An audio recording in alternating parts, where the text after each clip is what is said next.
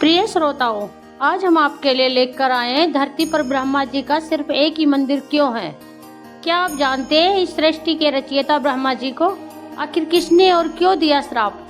आज मैं आपको एक ऐसी कहानी सुनाने जा रही हूँ जिसके हर शब्द में दर्द छुपा है, हर वाक्य में पछतावा बसा है। यह कहानी है उस महान सृष्टिकर्ता की जिसने इस संपूर्ण ब्रह्मांड की रचना की, लेकिन फिर भी आज धरती पर उनका केवल एक ही मंदिर है। यह कहानी है भगवान ब्रह्मा जी की और उस श्राप की जिसने उन्हें धरती पर अकेला कर दिया। प्रिय दर्शकों, आज हम एक नई कहानी, एक नया वीडियो लेकर आपके समक्ष उपस्थित हुए हैं। आज की जो कथा है वह अत्यंत ज्ञानवर्धक और प्रेरणादायक है। कथा आरंभ करने से पहले आपसे एक विनम्र निवेदन है। शास्त्रों में कहा गया है कि अधूरी छोड़ी गई कथा दुख और पाप का कारण बनती है, इसलिए इसे अंत तक अवश्य सुने। और अगर आप सच में ही माता लक्ष्मी के सच्चे भक्त हैं तो इस वीडियो को लाइक जरूर करें और कमेंट बॉक्स में जय माँ लक्ष्मी जरूर लिखें। इससे माता लक्ष्मी आपके घर पर हमेशा बनी रहेगी। तो चलिए अब बिना विलंब किए आज की कथा प्रारंभ करते हैं। आज की प्रेरणादायक कथा, कल्पना कीजिए उस काल की जब यह संसार अभी भी शेष अवस्था में था, जब पृथ्वी पर सिर्फ मंद मंद हवाएं बहती थी और आकाश में बादल अपना पहला नृत्य कर रहे थे। उस समय भगवान ब्रह्मा चार मुखों वाले सृष्टि के रचयिता अपने ब्रह्मलोक में बैठकर इस नई दुनिया को संवारने में व्यस्त थे। उनके चार मुख, वही चार मुख जिनसे चारों वेदों का जन्म हुआ था। जब ब्रह्मा जी ने पहली बार अपनी आंखें खोली थी तो उन्होंने चारों दिशाओं को एक साथ देखने की इच्छा की थी।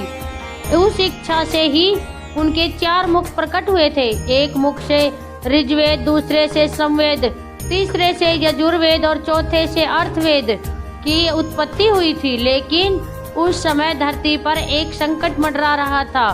ब्रजनाथ नामक एक भयंकर राक्षस ने अपना आतंक फैलाया हुआ था। यह राक्षस इतना शक्तिशाली था कि देवता भी इससे डरते थे।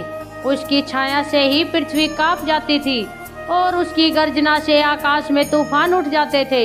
ब्रजनाथ का मुख्य लक्ष्य था ब्रह्मा जी के पुत्रों को नष्ट करना। वह जानता था कि अगर वह सृष्टि के मूल को ही नष्ट कर दे तो पूरा संसार उनके नियंत्रण में आ जाएगा। दिन रात वह ब्रह्मा जी के चार पुत्रों का शिकार करता रहा। ब्रह्मा जी को जब यह पता चला कि उनके प्रिय पुत्र एक एक करके ब्रजनाथ के हाथों मारे जा रहे हैं तो उनका दिल टूट गया। कल्पना कीजिए उस पिता की पीड़ा की जिसने पूरी सृष्टि की रचना की हो लेकिन अपने बच्चों की रक्षा न कर पा रहा हो। ब्रह्मा जी का क्रोध देखने योग्य था। उनके चार मुखों से एक साथ ब्रजनाथ के विनाश का संकल्प निकला। उन्होंने अपने हाथ में एक दिव्य कमल लिया। यह कोई साधारण कमल नहीं था बल्कि उनकी सृजन शक्ति का प्रतीक था। जब ब्रह्मा जी ने उस दिव्य कमल को ब्रजनाभ पर फेंका तो पूरा ब्रह्मांड हिल गया। उस कमल में ऐसी शक्ति थी कि ब्रजनाभ जैसा शक्तिशाली राक्षस भी उसके सामने टिक नहीं सका। एक ही प्रहार में ब्रजनाभ का अंत हो गया। लेकिन यहाँ कहानी में एक अद्भुत मोड़ आता है। जब वो दिव्य कमल ब्रजनाभ से टकराया तो उसकी तीन पंखुड़ियां अलग अलग दिशाओं में गिरी और जहाँ जहाँ वो पंखुड़ियां गिरी वहाँ वहाँ तीन पवित्र झीलों का जन्म हुआ। पहली झील बनी ज्येष्ठ पुष्कर, दूसरी मध्य पुष्कर और तीसरी कनिष्ठ पुष्कर। लेकिन इन तीनों में सबसे महत्वपूर्ण और पवित्र थी मध्य पुष्कर झील। इस झील का पानी इतना पवित्र था कि उसमें स्नान करने से सभी पाप धुल जाते थे। ब्रह्मा जी जब इस अद्भुत दृश्य को देख रहे थे तो उनके मन में एक विचार आया। उन्होंने सोचा कि यह स्थान इतना पवित्र और शक्तिशाली है कि यहाँ एक महान यज्ञ करना चाहिए, एक ऐसा यज्ञ जो पूरे संसार की भलाई के लिए हो। यह निर्णय लेकर ब्रह्मा जी ने पुष्कर में अपना निवास बनाया। पन्ना पुराण के अनुसार वे यहाँ 10,000 वर्ष तक रहे। इन 10,000 वर्षों में उन्होंने न सिर्फ इस स्थान को और भी पवित्र बनाया बल्कि यहीं से पूरी सृष्टि का संचालन भी किया। 10,000 वर्ष बाद ब्रह्मा जी ने निश्चय किया कि अब समय आ गया है उस महान यज्ञ को करने का। यह यज्ञ केवल एक साधारण अनुष्ठान नहीं था, बल्कि पूरे ब्रह्मांड की शक्ति और कल्याण के लिए था। यज्ञ की तैयारियां शुरू हुई। सभी देवता, ऋषि मुनि और दिव्य शक्तियां पुष्कर पहुंचने लगी। यज्ञ कुंड तैयार किया गया, पवित्र मंत्रों का उच्चार शुरू हुआ। पूरा माहौल दिव्यता से भर गया था। लेकिन एक समस्या थी। हिंदू परंपरा के अनुसार कोई भी महत्वपूर्ण यज्ञ पति पत्नी के बिना पूरा नहीं हो सकता। ब्रह्मा जी की पत्नी थी देवी सावित्री। वे सौभाग्य और पतिव्रता की देवी थी। उनकी उपस्थिति के बिना यज्ञ अधूरा रह जाता। ब्रह्मा जी ने सावित्री को संदेश भेजा कि वे तुरंत यज्ञ स्थली पर पधारे, लेकिन देवी सावित्री उस समय अपने दैनिक पूजा पाठ में व्यस्त थी। उन्होंने उत्तर भेजा कि वे अपनी पूजा समाप्त करके आएंगी। समय बीतता गया। यज्ञ का शुभारंभ, शुभ मुहूर्त निकलने लगा। ज्योतिषियों ने बताया कि अगर इस निर्धारित समय में यज्ञ शुरू नहीं हुआ तो फिर अगला शुभ मुहूर्त हजारों वर्षों के बाद आएगा। ब्रह्मा जी चिंता में डूब गए। एक तरफ थी पूरी ब्रह्मांड की भलाई, दूसरी तरफ थी पत्नी का इंतजार। वे बार बार सावित्री के पास संदेश भेजते रहे, लेकिन उनका जवाब यही आता रहा, वे अपनी पूजा पूरी करके आएंगी। जब स्थिति बेकाबू होने लगी तो देवराज इंद्र ने एक समाधान सुझाया। उन्होंने कहा, ब्रह्मा जी, आप इस यज्ञ को टाल नहीं सकते। पूरे संसार का कल्याण इस पर निर्भर है। क्यों ना हम किसी और देवी से आपका विवाह करवा दें ताकि यज्ञ पूरा हो सके। ब्रह्मा जी इस सुझाव से बहुत परेशान हुए। वे जानते थे कि यह गलत है, लेकिन पूरे ब्रह्मांड की भलाई के सामने उनकी व्यक्तिगत चिंताएं छोटी लग रही थी। इंद्र ने गायत्री नामक एक सुंदर देवी को बुलाया। गायत्री ज्ञान और विद्या की देवी थी, बहुत ही सुशील और पवित्र, लेकिन वे भी इस अचानक के प्रस्ताव से घबरा गई। मैं यह विवाह नहीं कर सकती, गायत्री ने कहा। यह धर्म के विरुद्ध है। सावित्री जी ब्रह्मा जी की पत्नी है, लेकिन सभी देवताओं ने मिलकर गायत्री को समझाया कि यह कोई साधारण परिस्थिति नहीं है। पूरे ब्रह्मांड की शांति इस यज्ञ पर निर्भर है। अतः गायत्री मान गई, लेकिन उन्होंने शर्त रखी कि यह विवाह केवल यज्ञ पूरा करने के लिए है। गंधर्व विवाह की रीति से ब्रह्मा जी और गायत्री का विवाह हुआ है। यह एक अस्थायी विवाह था जो केवल यज्ञ के उद्देश्य से किया गया था। गायत्री ने ब्रह्मा जी के बगल में बैठकर यज्ञ में भाग लिया। यज्ञ शुरू हुआ। पवित्र मंत्रों के ध्वनि से पूरा आकाश गूंज उठा। अग्निदेव प्रसन्न हुए। लग रहा था कि सब कुछ ठीक हो गया है, लेकिन तभी एक तूफान उठा। आकाश में बादल गरजने लगे। पूरा माहौल तनावपूर्वक हो गया। सावित्री आ रही थी और वे बहुत क्रोधित थी। जब सावित्री ने यज्ञ स्थली पर पहुंचकर देखा कि उनके पति के बगल में कोई और स्त्री बैठी है, तो उनका क्रोध देखने योग्य था। उनकी आंखों में आग थी, उनके चेहरे पर गुस्सा, ऐसा गुस्सा था जैसे प्रलय का समय आ गया हो। यह क्या है? सावित्री की आवाज में इतना दर्द था कि सुनने वालों के दिल दहल गए। मैं थोड़ी देर से आई तो आपने मेरी जगह किसी और को बिठा लिया। ब्रह्मा जी ने समझाने की कोशिश की। सावित्री, यह परिस्थिति की मजबूरी थी। यज्ञ का समय निकल रहा था और पूरे ब्रह्मांड की भलाई सावित्री ने उन्हें बीच में ही रोक दिया। और मेरी भलाई, मैं आपकी पत्नी हूँ, आपकी अर्धांगिनी हूँ। क्या मेरा कोई सम्मान नहीं है? मेरी यज्ञ सभा में सन्नाटा छा गया। पूरी यज्ञ सभा में सन्नाटा छा गया। देवता, ऋषि मुनि सभी चुपचाप खड़े थे। कोई भी बोलने की हिम्मत नहीं कर पा रहा था। सावित्री का दर्द इतना गहरा था कि उनकी आंखों से आंसू बहने लगे। मैंने आपको अपना सब कुछ दिया था। मैंने आपके साथ पूरे ब्रह्मांड की रचना में सहयोग किया था, और आज मेरी जगह किसी और को दे दी। सावित्री के दर्द की कोई सीमा नहीं थी। वे जानती थी कि यज्ञ के लिए यह आवश्यक था, लेकिन एक पत्नी के रूप में उनका दिल टूट चुका था। उन्हें लगा कि उनके पति ने उनका सम्मान नहीं किया है। अगर मेरी इतनी ही कम कीमत है आपकी नजरों में? सावित्री की आवाज में वह दर्द था जो केवल एक धोखा खाई हुई पत्नी के दिल में हो सकता है। तो सुनिए मेरा श्राप। पूरी यज्ञ में पिन ड्रॉम साइलेंस हो गया। सावित्री के श्राप की शक्ति सभी जगह सभी जानते थे। जिसने सृष्टि की रचना की है वही आज मुझे यह दुख दे रहा है। सावित्री की आवाज कांप रही थी। तो सुनिए, पुष्कर को छोड़कर इस पूरे संसार में आपकी कहीं भी पूजा नहीं होगी। लोग विष्णु की पूजा करेंगे, शिव की करेंगे, लेकिन आप केवल इसी जगह पूजे जाएंगे। यह श्राप इतना भयंकर था कि सभी देवता हैरान रह गए। ब्रह्मा जी सृष्टि के रचयिता थे, फिर भी उनकी पूजा केवल एक जगह होगी। लेकिन सावित्री का श्राप नहीं, यही समाप्त नहीं हुआ। उनका दर्द इतना गहरा था कि वे और भी श्राप देने लगी। और जिन ब्राह्मणों ने यह गलत विवाह कराया है, उन्होंने ब्राह्मणों की ओर इशारा करते हुए कहा, वे कलयुग में कभी भी संतुष्ट नहीं होंगे, वे हमेशा दुखी रहेंगे। सावित्री का गुस्सा अभी भी शांत नहीं हुआ था। उन्होंने देखा कि भगवान विष्णु भी इस पूरे कांड में शामिल थे। विष्णु ने भी इस विवाह का समर्थन दिया था। और आप विष्णु, सावित्री ने विष्णु की ओर देखते हुए कहा, आपने भी इस अन्याय में साथ दिया है तो आपको भी श्राप है कि आप भी पत्नी के वियोग का दुख सहन करेंगे। यह श्राप सुनकर विष्णु भी दुखी हो गए। बाद में यही श्राप राम के रूप में विष्णु के अवतार के समय फला, जब उन्हें सीता के वियोग का दुख सहना पड़ा। गायत्री, जो अब तक चुप बैठी थी, अब बोली। उन्होंने बहुत विनम्रता से सावित्री से कहा, माता सावित्री, मैं जानती हूँ कि मैंने गलत किया है, लेकिन यह सब पूरे ब्रह्मांड की भलाई के लिए था। कृपया अपना श्राप वापस ले लीजिए। लेकिन सावित्री का दिल इतना टूटा हुआ था कि वे गायत्री की बात सुनने को तैयार नहीं थी। नहीं, उन्होंने कहा, जो हो गया सो हो गया, श्राप वापस नहीं लिया जा सकता। ब्रह्मा जी भी अपनी पत्नी को मनाने की कोशिश कर रहे थे। उन्होंने कहा, सावित्री, मैं जानता हूँ कि मैंने गलत किया है, लेकिन परिस्थितियाँ ऐसी थी कि परिस्थिति। सावित्री ने कहा, क्या परिस्थिति? पत्नी के सम्मान से भी बड़ी कोई होती है क्या? परिस्थिति रिश्तों की मर्यादा से भी ऊपर होती है।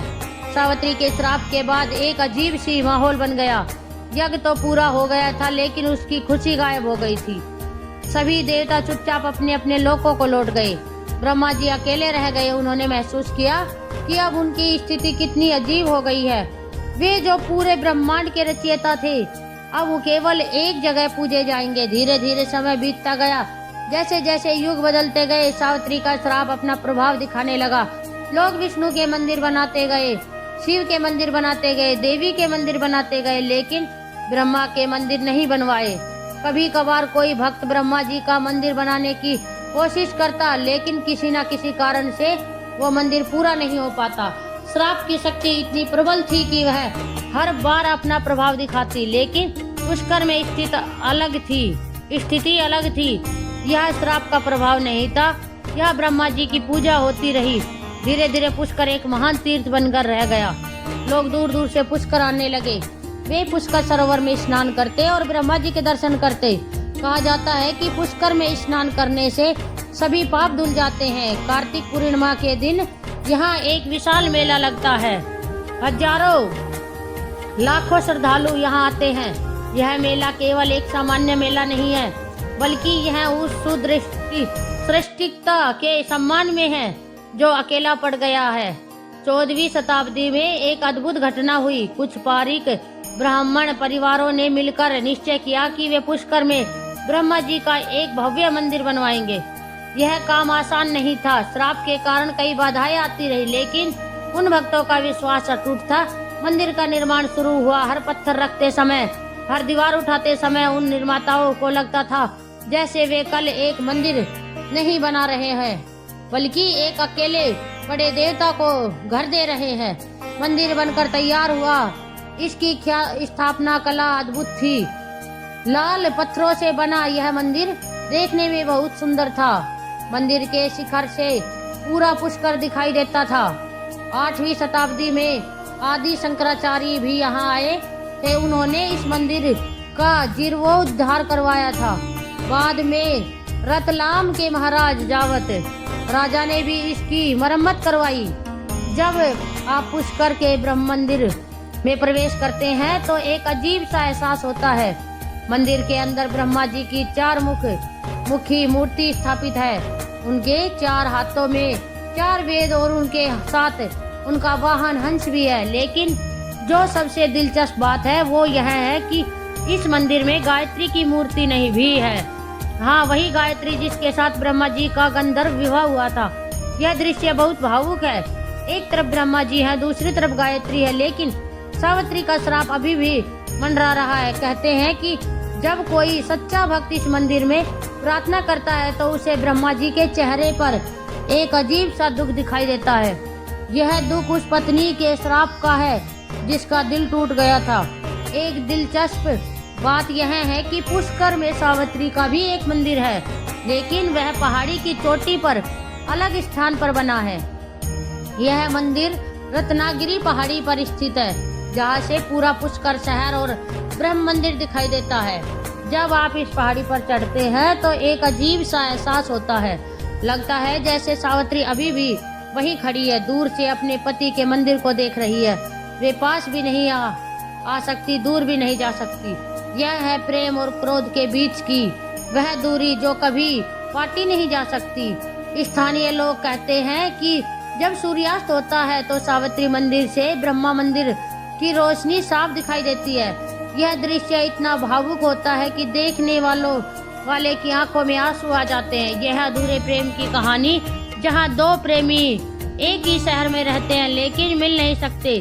सदियों बीत गई, युग बदले, राजा बदले, साम्राज्य बदले, लेकिन पुष्कर में ब्रह्मा जी की पूजा निरंतर चलती रही। हर दिन सैकड़ों श्रद्धालु यहाँ आते हैं। वे पुष्कर सरोवर में स्नान करते हैं, 52 घाटों पर जाकर प्रार्थना करते हैं, पर फिर ब्रह्मा मंदिर में दर्शन के लिए जाते हैं। कार्तिक पूर्णिमा के समय यहाँ का दृश्य अविस्मरणीय होता है। पूरा शहर श्रद्धालुओं से भर जाता है। दीपावली के बाद आने वाली इस पूर्णिमा को यहाँ कार्तिक स्नान कहा जाता है। माना जाता है कि इस दिन पुष्कर सरोवर में स्नान करने से सारे तीर्थों का फल मिल जाता है। लेकिन सबसे दिलचस्प बात यह होती है कि जब भक्त ब्रह्मा जी के सामने प्रार्थना करते हैं तो वह केवल अपने लिए नहीं, कुछ नहीं मांगते।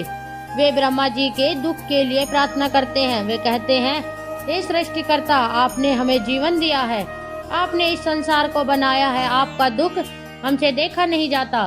समय के साथ गायत्री का मन भी बदलने लगा था। वे जानती थी कि जो कुछ हुआ था उनमें उनकी भी गलती थी।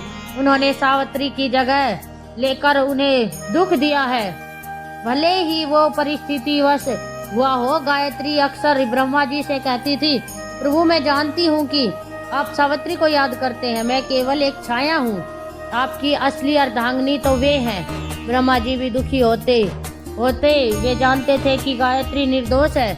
उन्होंने तो केवल पूरे ब्रह्मांड की भलाई के लिए निर्णय लिया था, लेकिन परिणाम इतना कष्टकारी हुआ था कि वे कुछ नहीं कर सकते। गायत्री ब्रह्मा जी से कहती, तुमने कोई गलती नहीं की है, गलती मेरी थी। मुझे अधिक धैर्य रखना चाहिए था, मुझे सावित्री का और इंतजार करना चाहिए था। हजारों वर्ष बीत जाने के बाद एक दिन सावित्री के मन में भी परिवर्तन आए। वे देख रही थी कि उनके श्राप के कारण ब्रह्मा जी कितने अकेले हो गए हैं। पूरे संसार में केवल पुष्कर में ही उनकी पूजा होती है। एक शाम जब सूर्यास्त हो रहा था, सावित्री ने अपने मंदिर से ब्रह्म मंदिर की रोशनी देखी। उस रोशनी में उन्हें अपने पति का अकेलापन दिखाई दिया। उनका दिल पिघल गया। वे, हे भगवान, सावित्री ने मन में कहा, मैंने अपने क्रोध में क्या कर दिया? मैंने अपने पति को ही, जो संसार के रचयिता है, इतना अकेला कर दिया। उस रात सावित्री को नींद नहीं आई। वे बार बार सोच रही थी कि क्या उन्होंने सही किया था। हाँ, उनके साथ अन्याय हुआ था, उनका सम्मान नहीं किया गया, लेकिन इतना बड़ा श्राप देना क्या सही था? उसी रात ब्रह्मा जी को भी एक सौपन आया। उन्होंने देखा कि सावित्री उनके पास आई है। वो रो रही है और कह रही है कि मुझे माफ कर दो, मैंने क्रोध में आकर आपको बहुत दुख दिया है। ब्रह्मा जी ने सौपन में कहा, सावित्री, गलती मेरी थी, मुझे तुम्हारा सम्मान करना चाहिए था, मुझे तुम्हारा इंतजार करना चाहिए था। जब दोनों की नींद खुली तो उन्हें एहसास हुआ कि यह केवल सौपन नहीं था, वह एक दिव्य संदेश था। उस दिन से दोनों के मन में एक दूसरे के प्रति प्रेम फिर से जागने लगा। पुष्कर के भक्तों ने भी महसूस किया कि कुछ बदलाव हो रहा है। वे देख रहे थे कि ब्रह्मा जी की मूर्ति में एक नई चमक आ गई है। सावित्री मंदिर से भी एक सकारात्मक ऊर्जा निकल रही थी। भक्तों ने मिलकर निश्चय किया कि वे एक विशेष प्रार्थना करेंगे। वे चाहते थे कि ब्रह्मा जी और सावित्री के बीच फिर से प्रेम हो जाए।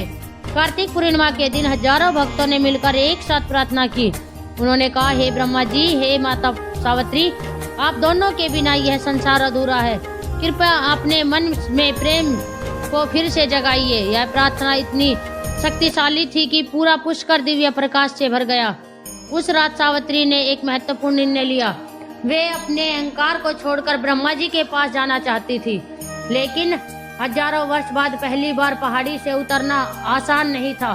पहाड़ी की तलहटी में पहुंचते ही सावित्री को लगा जैसे एक भारी बोझ उनके कंधे से उतर गया हो। वे धीरे धीरे ब्रह्मा मंदिर की ओर बढ़ी। उधर ब्रह्मा जी को भी महसूस कर रहे थे कि सावित्री आ रही है। उनका दिल तेजी से धड़क रहा था। हजारों वर्ष बाद वे अपनी प्रिय पत्नी से मिलने वाले थे। सावित्री गायत्री ने भी यह महसूस किया। उन्होंने ब्रह्मा जी से कहा, प्रभु, माता सावित्री आ रही है। अब मेरा यहाँ रहना उचित नहीं है। नहीं गायत्री, ब्रह्मा जी ने कहा, तुम भी मेरी पत्नी हो। तुम दोनों मेरे लिए समान रूप से महत्वपूर्ण हो। जब सावित्री मंदिर के द्वार पर पहुंची तो पूरा माहौल भावुकता से भर गया। ब्रह्मा जी उठकर खड़े हो गए। हजारों वर्षों के बाद पति पत्नी आमने सामने थे। सावित्री, ब्रह्मा जी की आवाज में दर्द था। मुझे माफ कर दो, मैंने तुम्हारे साथ अन्याय किया था। सावित्री की आंखों में आंसू थे। नहीं प्रभु, गलती मेरी थी। मैंने क्रोध में आकर आपको श्राप दे दिया। मैंने आपको इतना अकेला कर दिया। गायत्री भी आगे आई। माता सावित्री, मुझे भी माफ कर दीजिए। मैंने आपकी जगह लेकर आपका दुख दिया। सावित्री ने गायत्री के सिर पर हाथ रखा। बेटी, तुमने कोई गलती नहीं की है। तुमने तो पूरे संसार की भलाई के लिए यह स्वीकार किया था। उस पल जो दृश्य था वो अवर्णनीय था। तीनों देवी देवता एक साथ खड़े थे, ब्रह्मा जी, सावित्री और गायत्री। सावित्री ने एक गहरी सांस ली और कहा, आज मैं अपना श्राप वापस लेना चाहती हूँ। लेकिन ब्रह्मा जी ने रोक दिया। नहीं सावित्री, श्राप को वापस लेने की जरूरत नहीं है। यह सुनकर सभी हैरान हो गए। ब्रह्मा जी ने आगे कहा, इस श्राप ने मुझे एक महत्वपूर्ण सबक सिखाया। मैंने सीखा है कि रिश्तों का सम्मान सबसे बड़ा धर्म है। मैंने सीखा है कि किसी भी काम के लिए अपने प्रियजनों का दिल नहीं दुखाना चाहिए। और ब्रह्मा जी ने मुस्कुराते हुए कहा, पुष्कर में मुझे जो प्रेम मिलता है वह पूरे संसार के मंदिर में से कहीं अधिक है। यहाँ के भक्त मुझसे वास्तविक प्रेम करते हैं। वे मेरे दुख को समझते हैं। उस दिन से पुष्कर में एक नया माहौल बन गया। ब्रह्मा जी मंदिर में अब तीनों की मूर्तियां एक साथ स्थापित की गई। ब्रह्मा जी के साथ सावित्री और गायत्री दोनों। सावित्री ने अपना मंदिर पहाड़ी पर ही रखा, लेकिन अब वे नियमित रूप से नीचे आकर ब्रह्मा जी से मिलती रही। उनके बीच में दूरी मिट गई थी। पुष्कर के लोग कहते कि उस दिन के बाद से शहर में एक अलग सी खुशी का माहौल था। झील का पानी और भी पवित्र हो गया। हवा में प्रेम की मिठास घुली रहती। आज 21वीं सदी में भी पुष्कर का माहौल वैसा ही है। दुनिया भर से लोग यहाँ आते हैं। न केवल हिंदू बल्कि दूसरे धर्मों के लोग भी यहाँ शांति की तलाश में आते हैं। विदेशी पर्यटक भी यहाँ आकर मंत्रमुग्ध हो जाते हैं। वे कहते हैं कि पुष्कर में कुछ अलग बात है। यहाँ की हवा में, यहाँ के पानी में, यहाँ के लोगों में एक दिव्यता है। आधुनिक वैज्ञानिक भी मानते हैं कि पुष्कर झील का पानी वास्तव में अलग है। इसमें कुछ खनिज पदार्थ है जो इसे विशेष बनाते हैं। लेकिन भक्त जानते हैं कि यह केवल खनिज पदार्थों की बात नहीं है। उस प्रेम की शक्ति है जो यहाँ बसी है। आज जब भी आप पुष्कर जाए तो यहाँ केवल दर्शन के लिए न जाए, वहाँ जाकर महसूस कीजिए कि प्रेम की शक्ति कितनी बड़ी होती है। समझिए कि रिश्तों में सम्मान कितना जरूरी है। पुष्कर की झील में स्नान करते समय यह याद रखिए कि यह पानी केवल आपके शरीर को साफ नहीं कर रहा, बल्कि आपके मन के सहारे बुरे विचारों को भी धो रहा है। ब्रह्म मंदिर में दर्शन करते समय यह सोचे कि आपके सामने यह देवता खड़े हैं जिन्होंने आपको जीवन दिया है, जिन्होंने इस पूरे संसार की रचना की है, और आज भी वे आपसे इतना ही प्रेम करते हैं जितना पहले दिन करते थे। प्रिय साथियों, इस कथा के बारे में आपके विचार का हमें बेसब्री से इंतजार रहेगा। अगर यह कथा आपके लिए प्रेरणादायक साबित हुई हो तो कृपया इसे लाइक करें और इसे अपने परियोजनों के साथ साझा करें। साथ ही कमेंट बॉक्स में श्री कृष्णा लिखकर अपनी भक्ति व्यक्त करें। जय श्री राम। जय माता लक्ष्मी।